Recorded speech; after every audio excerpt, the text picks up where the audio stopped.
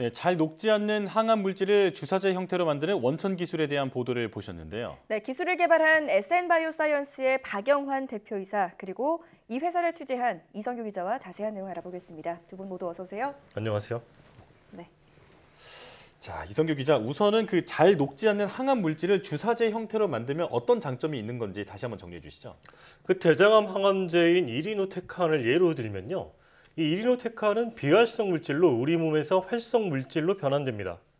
이게 체내에서 100% 전환되면 치료 효과가 크겠지만 실제로는 변환 비율이 5%도 채 안 됩니다. 그래서 전 세계적으로 활성 물질을 인체에 직접 주입하려는 연구가 진행되고 있는데요. 이 활성 물질이 잘 녹지 않아서 그동안 이 주사제 형태로는 개발되지 못했거든요. 그런데 SN바이오가 이 물질을 용매에 잘 녹여서 주사제 형태로 주입하는 기술을 개발한 겁니다. 네. 자, 관련 기술에 대한 본격적인 질문을 잠시 후에 이어가도록 하고요. 대표님께 여쭙겠습니다. SN바이오 사명에는 어떤 의미가 있는 것이고 또 비전은 어떤 게 있을까요? SN의 SN은 Stabilized Nanomedicine, 즉 안정화한 나노의약품을 의미하는 것이기도 하며 또 첫 파이프라인인 SN38 나노 입자 프로젝트에서 빌린 것이기도 합니다. 대부분 나노의약품 기술이 혁신적인 아이디어도 불구하고 스케일업 단계를 넘어서지 못해서 단지 연구 수준에서 사장되는 현실을 고려할 때 한 걸음 더 나아가 실질적인 제품화까지 가능한, 즉 스케일업을 해도 안정화된 수준까지 개발하고자 하는 의지를 담고 있습니다. 그 SN바이오의 항암 물질을 녹이는 핵심 기술이 이중 나노미셀이라는 기술이잖아요. 좀 용어가 어려운데 이게 어떤 기술인지 좀 쉽게 풀어서 설명을 좀 해주시죠. 네, 일반적인 수준의 난용성 약물, 즉 물에 녹지 않는 약물은 약물과 고분자의 조합만으로도 미셀을 형성하기 때문에 나노 입자를 만들어낼 수 있습니다. 그렇지만 미셀은 물에 잘 녹지 않는 약물을 감싸서 물과 잘 결합하도록 하는 방울 형태의 물질을 말합니다. 마치 물에 녹지 않는 기름 얼룩을 세제를 이용해서 둘러싸는 것과 같은 원리입니다. 그러나 약 30%의 신약보 물질들은 극도의 난용성을 가지고 있어 단순한 형태의 미셀로는 완전히 해결되지 않습니다. 일부 침전을 형성해 주사제로 투여할 경우 혈관 막힘 등 심각한 부작용의 우려로 실제로 임상시험에 진입조차 불가능합니다. 이중 나노미셀 기술은 극도의 난용성 물질에 유사한 구조를 가지는 수용성 약물을 결합해 1차로 입자를 형성합니다. 그 다음으로 전체 구조를 다시 고분자로 안정화한 이중 구조입니다. 이를 통해서 난용성 약물은 유사한 구조의 수용성 약물을 중간 매개로 해서 침전을 형성하지 않고 약 100나노미터의 안정한 입자를 형성합니다. 자, 기존의 미셀로는 녹지 않는 극도의 난용성 물질을 이제 녹이는 기술, 그게 바로 이중 나노미셀이라는 설명인데요. 자, 이성규 기자가 현장을 직접 다녀왔는데 현장 영상을 보고 질문 이어가겠습니다. 주사제를 투여했을 때하고 비활성 성분을 이렇게 우리가 투여했을 때 약효나 이런 거는 어느 정도 차이가 있을까요? 네, 비활성 성분으로 투약을 할 때에 비해서 활성 성분으로 투약할 때는 작게는 100배, 많게는 1000배 이상의 활성도가 높아진다는 것이 이미 다 알려져 있는 그런 상황입니다. 그래서 기존의 그 비활성 성분을 투약했을 때에 비해서 활성 성분을 직접 투약하게 되면 투약 용량을 줄일 수 있고 거기에 비해서 약효는 훨씬 더 높아지고 그리고 부작용을 줄일 수 있는 그런 장점이 있습니다. 그러면은 뭐 거의 대부분의 약에 적용이 될 수도 있을 것 같은데 주로 어떤 약을 대상으로 이 기술을 적용하는 건가요? 저희들은 기본적으로는 항암제를 대상으로 저희들이 개발을 하고 있습니다. 항암제는 잘 아시다시피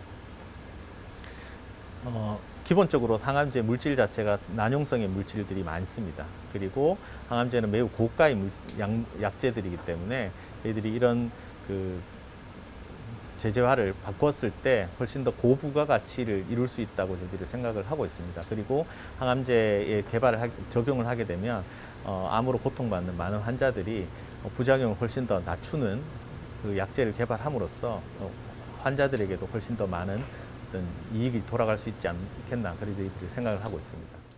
이 이중 나노미셀 기술을 이용해서 지금 신약을 개발하고 있잖아요. 어떻게 그 진행이 되고 있는지 그 현황도 좀 설명해 주시죠. 이중 나노미셀 기술은 SN38을 주성분으로 하는 세계 최초의 나노 전달 항암제에 적용했습니다. 저희가 이뿐만 아니라 그동안 극도의 난용성으로 개발되지 못했던 항암제 2개 품목, 간질환 칠해제 1개 품목에도 적용 중이며 예비 연구 결과 성공적으로 나왔습니다. 또 전 세계적으로 개발 중인 합성의약품의 30%는 용해도 문제로 개발이 중단되어 있는데요. 네. 몇몇 신약 개발 회사가 공동 연구나 위탁 연구를 제한하고 있습니다. 이 SM바이오의 또 다른 핵심 기술이 알부민 나노입자 플랫폼 기술이라는 거잖아요. 이 알부민이라는 게 어떤 거고 이게 어떻게 그 플랫폼으로 이용되는 건지 그 부분도 좀 설명해 주시죠. 네, 우리 혈액 내에 있는 단백질의 대부분은 알부민이며 대부분의 영양소와 약물을 말초 조직까지 전달하는 역할을 합니다. 아주 오래전에는 피곤하면 알부민 주사를 맞곤 했습니다. 저희는 알부민을 나노 입자로 만들어서 약물을 부착해 표적 세포까지 전달하는 기술을 보유하고 있습니다.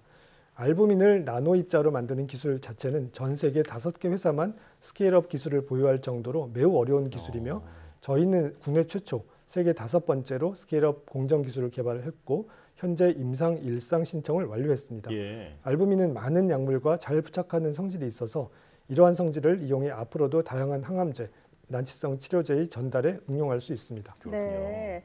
자, 기존 약의 성분을 많게는 1000배 이상 활성화시키는 SM바이오사이언스의 기술을 들어봤는데요. 바이오 기업을 직접 운영하시면서 건실한 바이오 생태계를 조성하기 위해 또 조언해 주실 말씀이 있을 것 같습니다. 어떤 게 있을까요? 건실한 바이오 생태계가 조성되기 위해서는 바이오 업계의 목표가 지금 현재처럼 상장만을 목표로 하는 것이 아니라 다양한 방식의 자본 조달이 필요하다고 생각하고 있습니다. 예.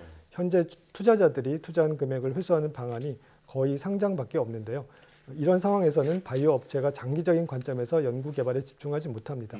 단기적 성과를 위해 주요 파이프라인을 라이센스 아웃할 수밖에 없는 상황이고요. 예. 이 때문에 국가적 자원을 받더라도 실제 개발 이익을 국내에서 가져가기는 매우 어렵습니다. 국내 제약회사들도 더욱 적극적이고 합리적인 라이센스와 인수합병을 검토할 필요성이 있다고 생각하고 있습니다. 네. 이를 통해서 국내 바이오 생태계의 선순환을 이끌어서 IT 업계와 같이 세계적인 대기업이 생겨날 수 있을 것으로 기대합니다. 네. 우리가 기술을 개발해서 그 열매도 우리가 취할 수 있는 그런 패러다임의 전환이 필요하다라는 말씀이시군요. 네.